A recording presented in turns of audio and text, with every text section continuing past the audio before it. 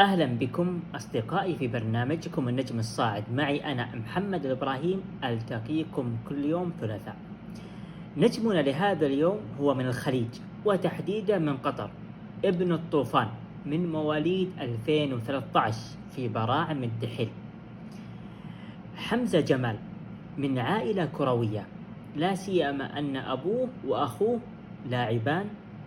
أبوه كان لاعب في أحد أندية مصر، وأخوه الكبير لاعب في أحد أندية قطر. حمزة موهبة قادمة في الكرة القطرية. أصدقائي، لنتعرف سويا على حمزة جمال.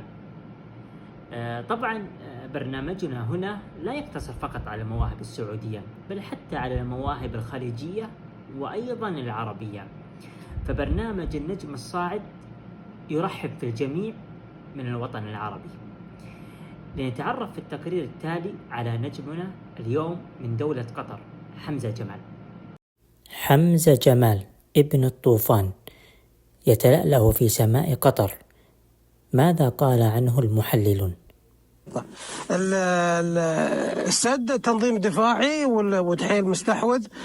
شفنا اللعب على الأطراف، شفنا دحيل قاعدين دائما يدورون يبحثون عن ألونجا من خلال الكرات الطويلة. السد يستطيع حمزة تسديد الكور الثابتة وأيضا يجيد الكور الرأسية، فهو مهاجم بالفطرة. حمزة جمال اسم قادم. طبعا أصدقائي، إحصائيات نجمنا حمزة لهذا الموسم: لعب قرابة 8 مباريات مع براعم الدحيل، سجل 15 هدف، لا سيما أن مركزه هجوم، وصنع 13 هدف.